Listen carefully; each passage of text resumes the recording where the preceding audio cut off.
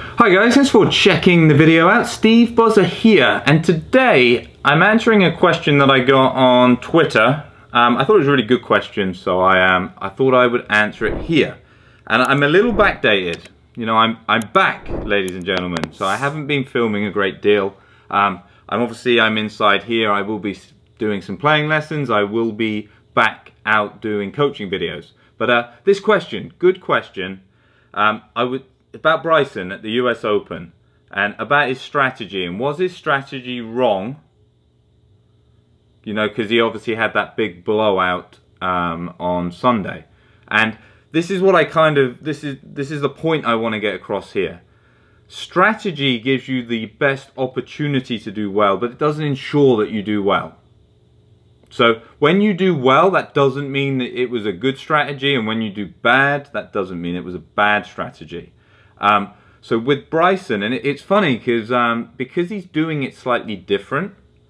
I feel like he gets categorized in that. When he does well, you go, oh wow, he's changing the game, and when he does bad, you go, oh, it's because he's using a terrible strategy. I do not think in the slightest he had a bad strategy. I was asked the question on Thursday.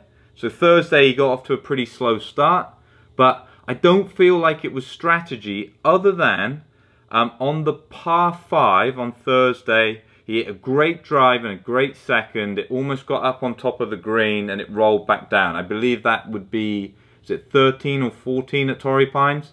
And it rolled back down and it rolled into a divot. The strategy issue I would say he made was because he had hit 2 really good shots, and I think he felt like he'd been a bit unlucky. He took the shot on from the divot, he blasted it over the green and ended up making a bogey. I think he should have gone out far more conservative, out to the side, tried to ensure the par. You know, it's a US Open after all, pars aren't a bad thing. But again, if he'd pulled it off, that could be, so he might argue otherwise, but that's my opinion there. His strategy was working fine.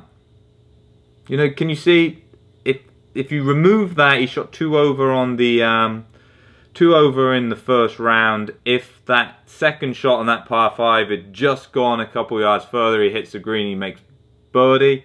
I think he then made that mistake, makes bogey. That's a 2-shot swing. Level par at a US Open is always a great score. And he then got himself into contention. You can't be leading the US Open with 9 holes to go and then say, well, he had a terrible strategy. I think he got unlucky. Oh, the same par 5. He kind of won and lost it on that par 5. He slipped. They were all slipping on that tee. Not entirely sure why, but a number of players were slipping. He hits it out to the right. You could argue he should have then laid it up far more conservatively, but that's not me judging his strategy, that's me using hindsight.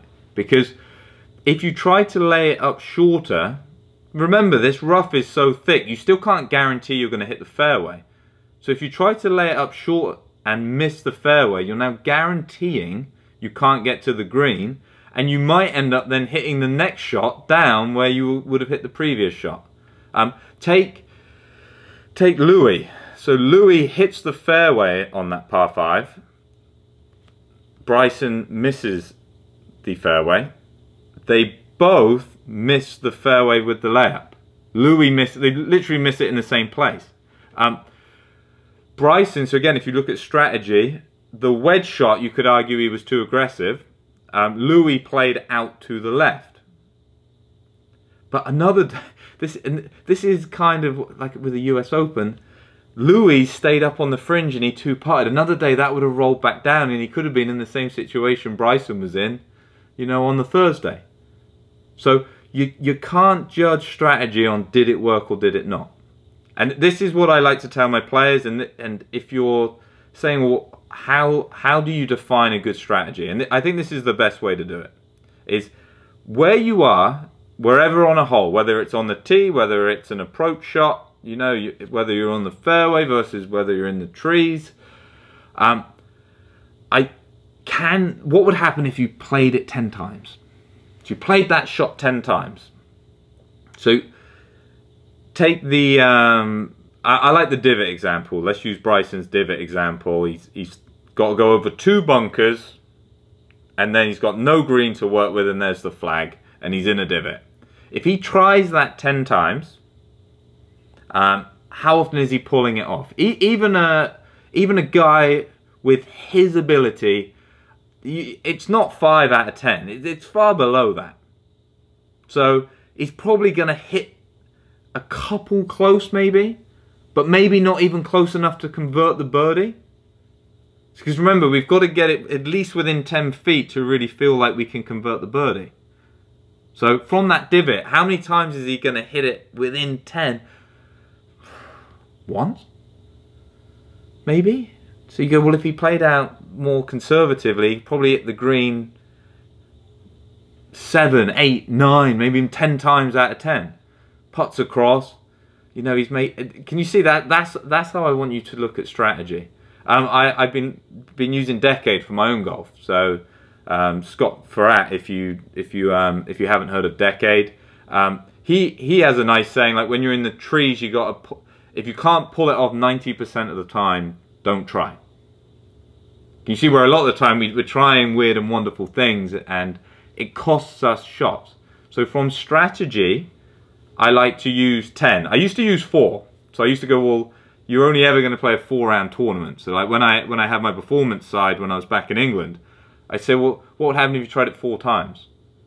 And when you're playing elite golf, whether that be elite amateur or pro events, if you try it 4 times and one time you don't pull it off, it means you lose the ball. Can you see it's going to offset all of the good stuff? So that's why I like 4 or 10. Think about it, how many times could I do it? A lot of the time, you'll hear this phrase, oh yeah, but I pulled it off before. You know, yeah, I can play that shot. And for scoring, that's not the way you should be thinking. Just because you pulled it off once doesn't mean that is a good thing to try in a tournament. Because if you keep trying it, for every time you pull it off, you won't pull it off. And unfortunately, a lot of the time, especially because it's hard to hit it close enough to convert the putt when you pull it off, a lot of the time when it's all said and done, the bad stuff outweighs the good stuff. So you go 10 times, you go try and play that more conservative one. No doubt somebody has commented here and goes, yeah, but I like to have fun and I like to do... I get that. And when I'm playing with friends, and like, I think there's sometimes a misconception, like when I'm playing YouTube, I'm messing about, especially when I'm with my close friends. Of course we're going to try and play the shot off. But we're living in a YouTube, Instagram world. If we pull it off once, we've got the 15 seconds where we can look fantastic. If you try to play your golf game that way, I promise you're leaving shots out there. This can be the difference between having a 15 index and getting down to single figures. Simply just managing your golf game better. On holes where you've got shots going, well, I'm not going to whack driver when I know I tend to slice and there's out of bounds on the right. And the likelihood is, even if I hit my good drive, I've still got a hybrid at least to get onto the green with the second shot. You see, so I could play more conservative, play it as a par 5, use my shot, but then because I start making 5s, I'm not offsetting the fact when I try to play that little more aggressive, for every time I get a chance at a par, I'm making a double bogey, or worse. Do you see? So try and implement the rule of 10. And then stick to your strengths, not the people that you're playing with. A lot of the time, people will give you their strategy. If they're a good player, it will be a good strategy for them because it will suit them. You know, go, what am I good at? What am I not good at?